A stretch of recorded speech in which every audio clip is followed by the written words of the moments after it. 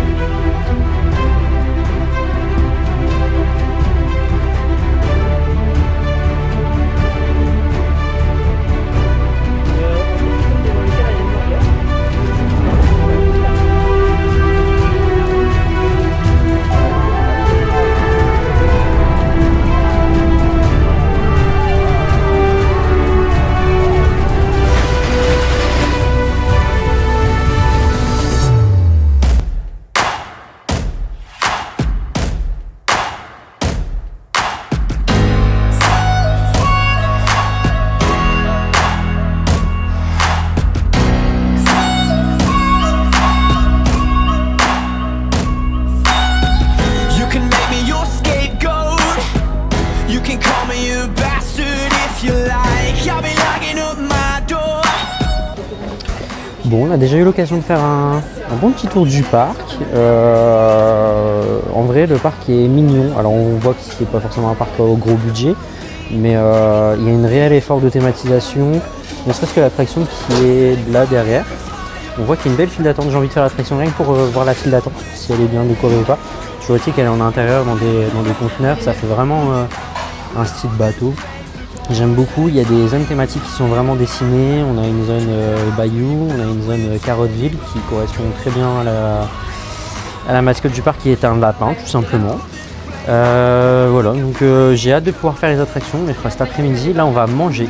Alors par contre pour manger, le choix pour manger n'est pas forcément extraordinaire. Ouais. Burger ou sandwich quoi. En gros c'est burger, sandwich, panini. Panini c'est fermé, alors il y a très peu de monde dans le parc aussi, donc ça peut s'expliquer comme ça. Donc là concrètement c'est burger ou sandwich, jambon fromage, poulet ou thon. Salade. Ou salade. Donc ouais, j'avoue que si je dis pas de bêtises, le parc était connu à la base pour son restaurant qui est derrière moi. À la base c'était juste le restaurant, ils ont fait des attractions autour et voilà. Je corrigerai, si je me trompe, je corrigerai ça, mais du coup j'en attendais beaucoup mieux en termes de restauration. Et là on est très limité en choix, donc ce sera burger pour ce midi. Et on vous donnera le verdict.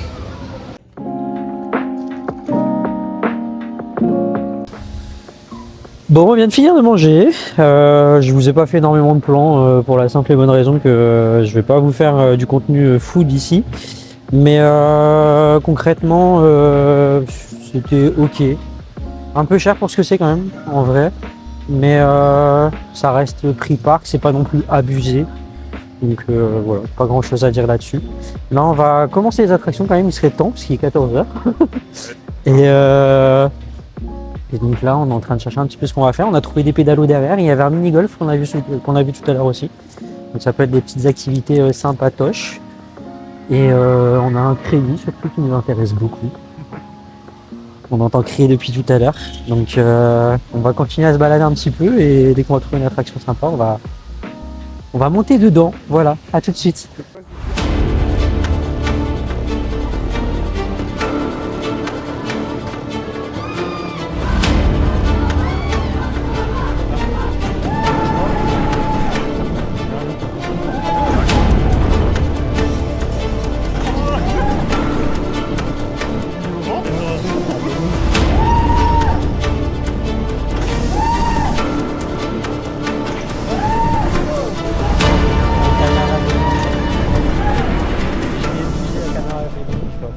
Bon bah voilà, on ressort de l'épée d'Odin, un petit tour de chute très sympathique.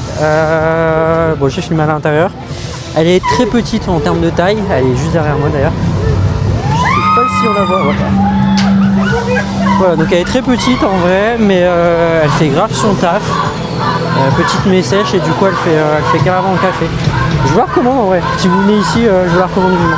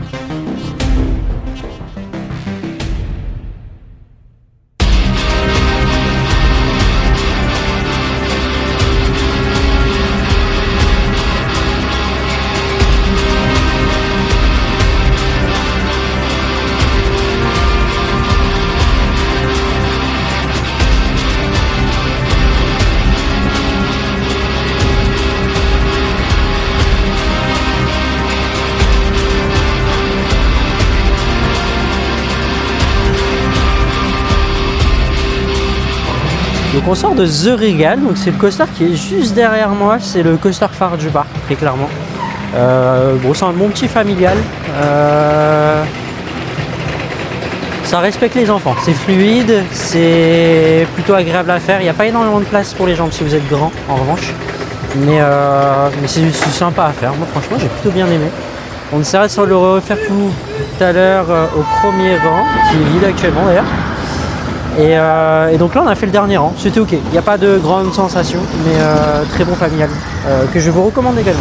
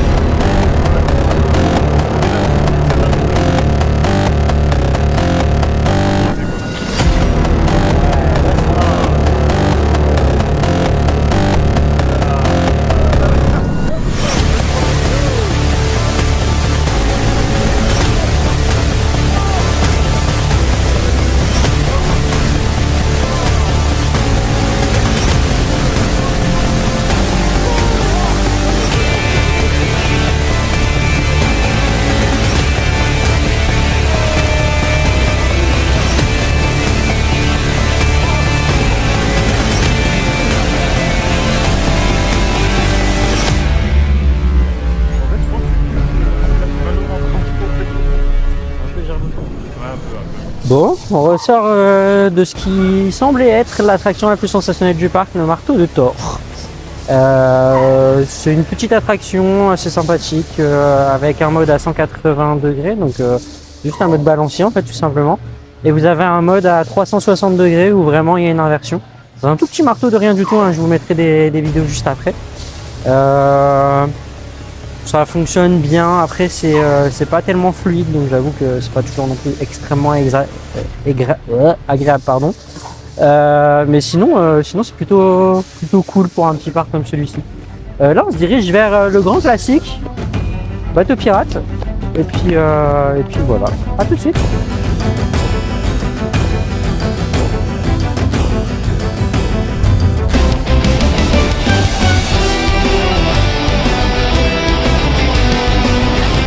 Bon, comme vous pouvez le voir, on est dans le bateau pirate actuellement. On s'est plutôt bien amusé en vrai. Il y a des bonnes petites sensations assez classiques du bateau pirate habituel. Voilà, on va continuer la journée tranquillement. Je pense qu'on a encore d'autres choses à voir. On a d'autres crédits qu'on n'a toujours pas fait d'ailleurs. Encore deux. Encore deux crédits. Deux crédits? Deux, ouais. J'en ai un en tête, deux non. Bah, il y a celui du Baou. Ok. Du Bayou, pardon. Et à l'entrée là, les petits hélicoptères. Ok. Les avions, Et donc là, comme vous pouvez le voir, il pleut. Donc on est vraiment en immersion totale ici hein, quand même. Bateau pirate, tempête, pluie, ils ont pensé à tout. Vraiment, c'est génial. Allez. Juste la petite musique qui va bien. Bon, juste ouais, j'avoue. Une petite musique embarquée ou une sono juste à côté des pylônes. Ça aurait été incroyable. Si vous passez par là, le Fleury, une petite sono. Et voilà, allez, on continue la journée.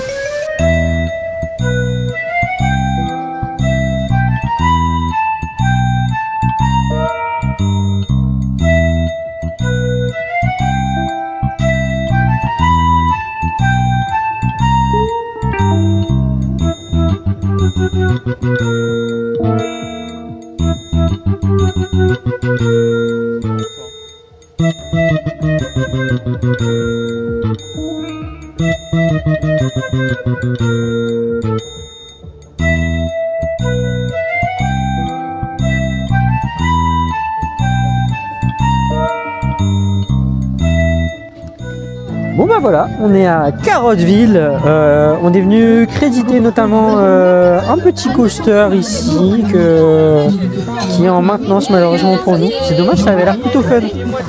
Mais bon, voilà, donc c'est le petit coaster qui est juste derrière moi ici. Donc voilà, on continue la journée tranquillement. On va du coup partir plutôt de la zone Bayou. En tout cas, Carotteville, c'est très mignon. C'est enfantin, bien évidemment. Mais c'est très très mignon. Il y a des poubelles en forme de carottes que vous avez pu voir dans la cinématique juste avant. On a plein de très belles attractions. Franchement, je trouve ça plutôt bien fait pour un parc comme ça. Qu'est-ce qu'il en pense, le Parconaut De cette zone? de cette zone? Elle est très belle. Hein. Ouais, c'est très sympa. Par contre, j'ai peut-être une petite remarque sur tout ce qui est clôture. Je trouve que ça me dérange un peu quand même. C'est vrai que L'aspect un peu clôture, tu sais, Eras Ouais, c'est de très chantier. clôturé. Alors, on la voit juste là. Mais ça manque un peu peut-être de thématisation sur ça, mais c'est vrai que sinon c'est très mignon. C'est plutôt bien fait. Il y a une cohérence assez sympa dans la zone. Ouais, ça reste- On a des petites carottes de partout. C'est mignon, c'est rigolo. Par contre, c'est vrai que les côtés clôture, c'est pas top quoi. ouais, c'est pas terrible. En À la vrai, limite, ils auraient dû mettre le bois comme ils ont fait là-bas. Quoi. il y a des planches en bois là-bas. Je sais pas si vous allez les voir. Si on les voit. On a des petites planches en bois ici. C'est vrai que ça fait peut-être un peu plus mignon que des clôtures type école du village. Mais c'est sympa. En vrai, moi j'aime bien. Franchement, bel effort. Et encore une fois, on voit que le Fleury, c'est pas un parc à grand budget, mais qui fait l'effort de mettre des musiques qui sont en cohérence avec la zone, de mettre une petite thématisation à droite et à gauche, Il y a des bancs. de se forcer à faire des zones thématiques. Ça mérite d'être peaufiné encore un petit peu, ça mérite d'être d'avoir un, comment dire ça, un petit effort supplémentaire sur la thématisation, mais c'est déjà présent et c'est déjà très appréciable pour un parc comme le Fleury. Pour être honnête avec vous, j'en attendais pas tant avant de venir, donc je suis très content. Voilà.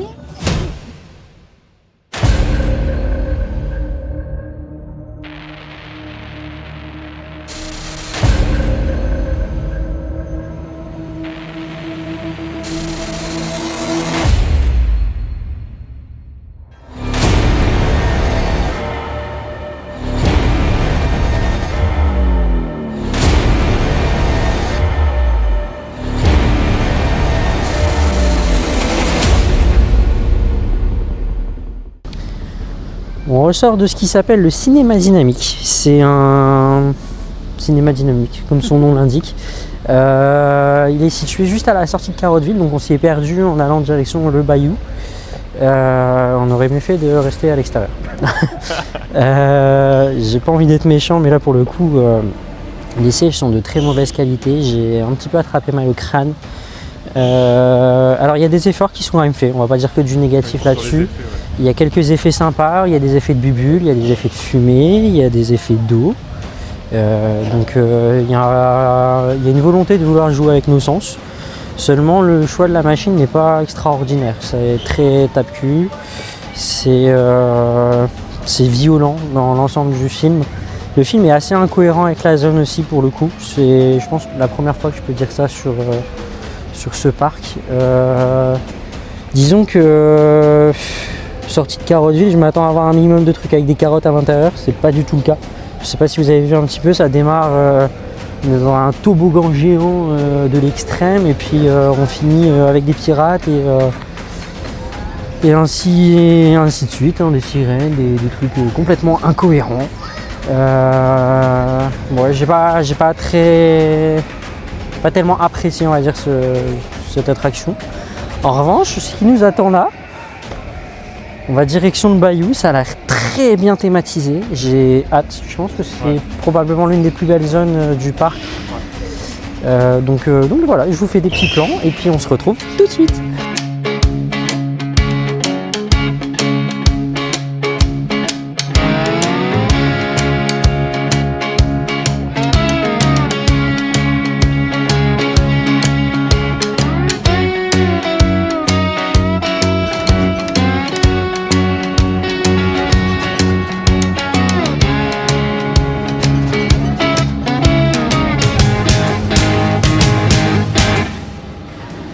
Le Rockbot, il est fait.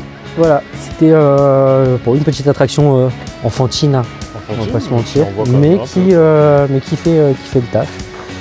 Avec une excellente thématisation, vous avez pu le voir dans la cinématique juste avant, c'est très très beau, moi j'ai bien aimé. Alors une réflexion que notre cher Parconaut a pu faire et qui est très légitime, c'est que ce qui pourrait uniquement manquer à cette attraction, c'est un tout petit peu de musique embarquée. Ouais.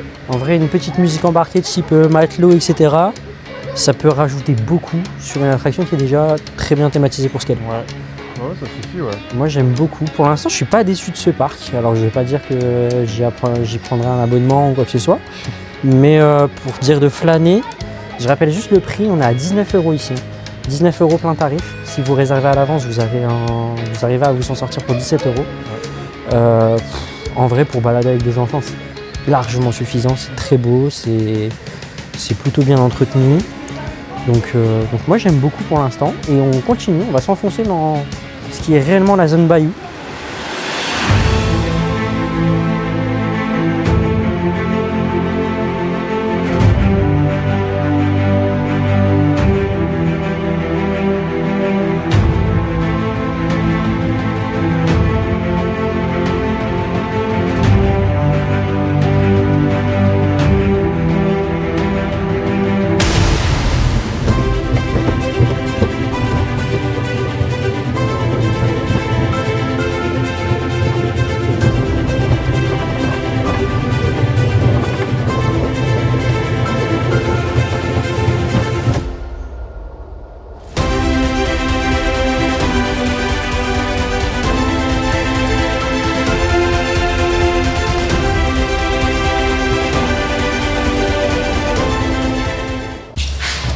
On sort de Bayou Express, le petit coaster que vous venez de voir dans la cinématique qui est en vrai très fun pour sa taille, etc. Je pensais pas, mais c'est extrêmement fun, j'ai bien aimé.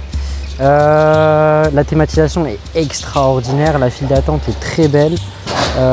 Seul petit bémol sur la zone qui est magnifique, qui est agrémentée d'un beau lac et une très belle végétation. Mais on a des chaises volantes que vous ne verrez probablement pas. Ah si, là. Ici derrière les rails, il y a des chaises volantes qui sont très très criardes et qui du coup dénaturent un petit peu la zone.